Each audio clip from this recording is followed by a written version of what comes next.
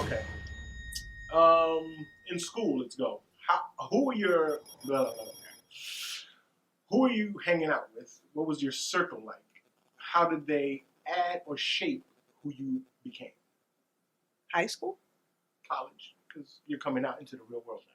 Who are your circle of friends? Because now you're 19, you're out of the house, running wild, doing what you want to do. Almost wild, not Almost completely. wild, but you don't have to report to your father. Right. As much, if any.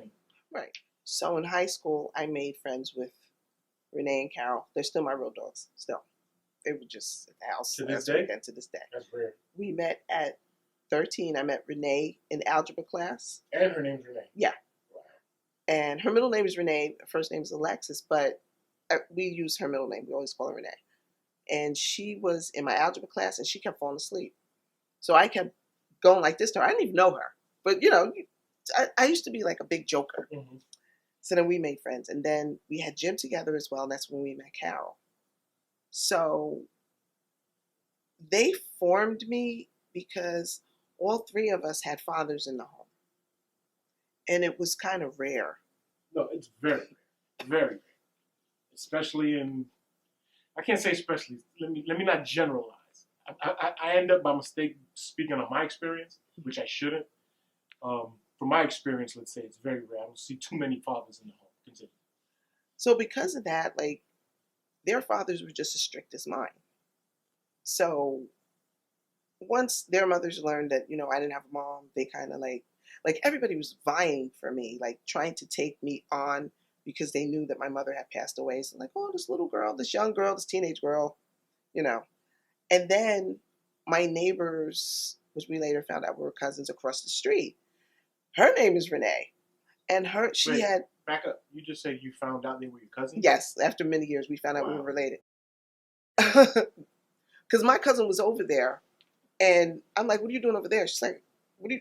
It was just stupid. So, okay, so Renee and Sherry were sisters. And then Renee and Carol were my friends from high school. Renee and Sherry were my friends from the neighborhood. And we went to grammar school together.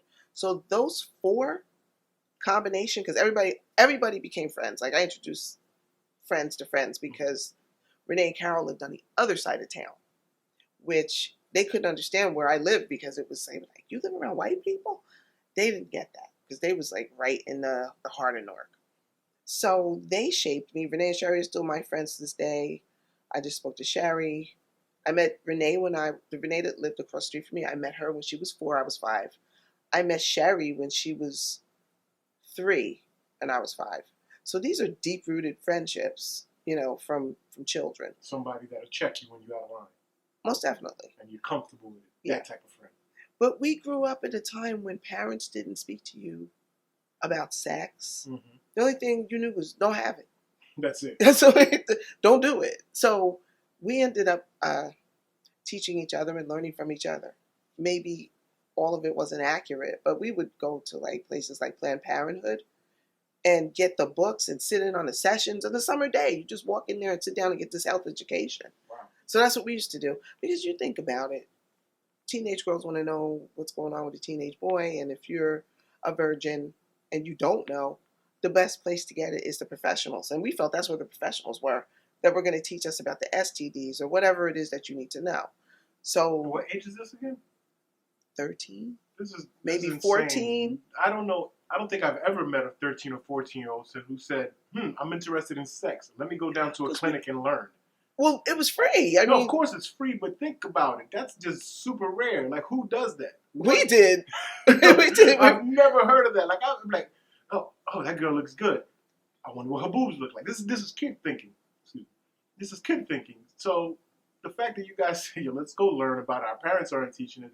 That's a good thing. I mean, we weren't learning. And then, let's say by the time I was 16, we started seeing girls our age getting pregnant. And I'm like, damn, they're getting pregnant. And there was a school called Chestnut in Newark where pregnant girls could go and finish up and get their high school diploma and then, or their certification, and then they could go to the school that they went to and walk down the aisle. But, I had like 3 friends that I knew in high school that were pregnant just like this. But I'm like, we can't do that because my father's going to flip. their parents were going to flip. That's why I said the fathers in the home was like, we need to learn something. And we wanted to know we were boy crazy because where me and my two other friends lived in my neighborhood, we used to go across the street to watch the boys play baseball, the high schools. They were from other parts of Newark, and they were black like we were. And we were like, we want to know what's going on. Like, how's it to kiss a boy? And what do you do? And, so we were nosy in that way. So the formulation that you may be asking of me is that the bonds that we formed going from childhood to adulthood, we all learned together. We learned everything together. It's like sounds like a Hollywood movie. No, it doesn't. It does. Because No.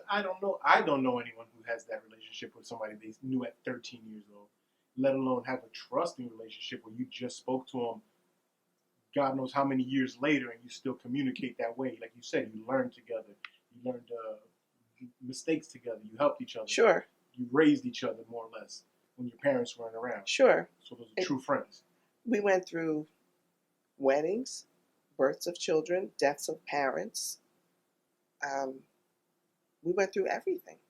Even when my mother died, Carol and Renee didn't know me yet, but the other Renee and Sherry, their parents were at my mother's funeral. So when I say that, how did it form me?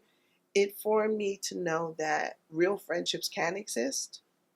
They can exist. I hear these crazy shows where they have these females where they're all friends, we're fighting and I'm calling you bitch. We never call each other the B word. It's not that we actually make an effort not to. We weren't brought up that way. You guys grew up as friends. And yeah. Maybe it's the era. I don't know. I know a lot of girls call each other bitch and all that. No, we don't do that. But maybe that's an era thing because I don't see people of a certain age speak like that. It's usually people who are now 30 or in their late 20s now. That's the thing. Oh, that's my bitch. Da da da da. But I see older women. There's a respect thing. Maybe you grew up with respect.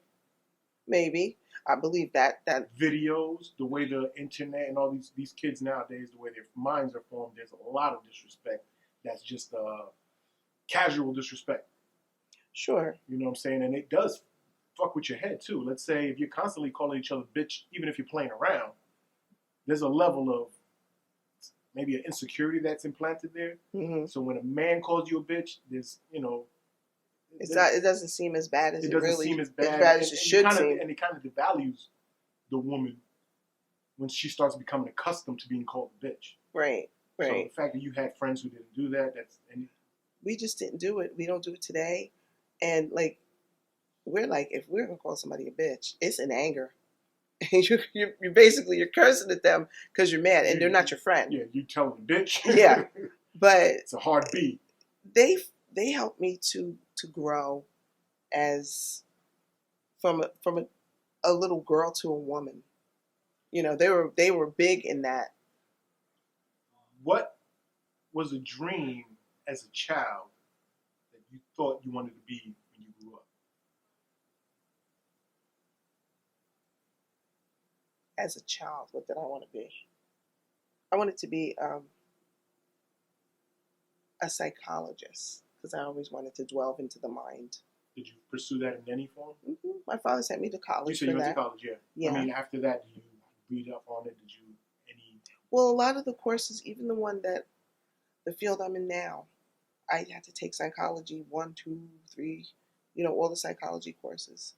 So yeah, and then the school of life.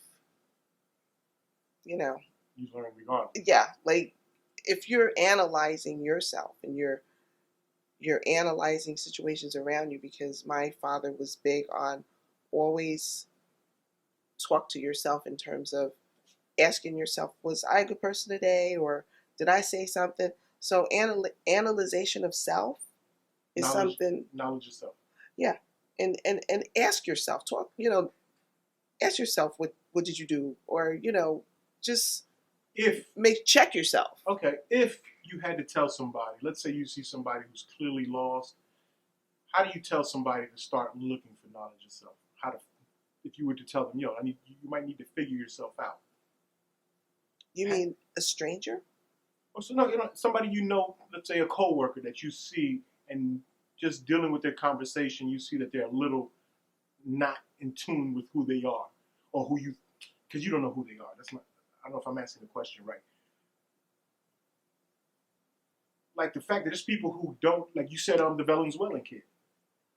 He obviously has no knowledge of self. Because he had knowledge, he would have known that screaming nigger, he was talking to himself. He was disrespecting his ancestors. Sure. How do you tell somebody, hey, get some knowledge? What would be your advice psychologically? I mean, if I'm going to speak to someone in that manner, you know, because like even with psychology, you can go sit in front of any counselor or whoever. They never say anything definite. They ask you questions because they want to draw stuff out of you.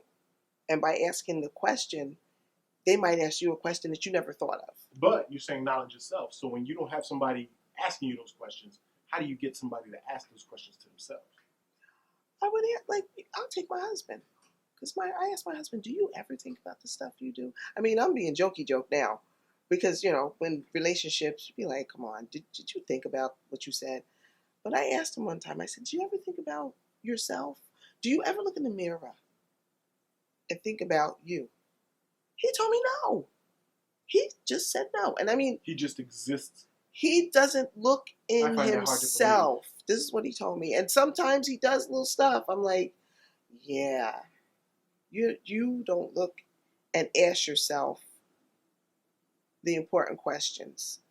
So if I was to ask, say you, maybe I see something going on, I would maybe say to a stranger, it's easier to talk to somebody you know than it is to approach someone you don't know because they may feel offended. Yeah. Like, who are you to say, you know? But I would just simply say, you know, whatever their situation is, maybe they got a situation going on. And I would just ask them, like, how are you handling that? Or, you know, what do you think about yourself? You know, like, let them just start it. Yeah, just to trigger some type of trigger reaction. words. There you go. Your favorite word.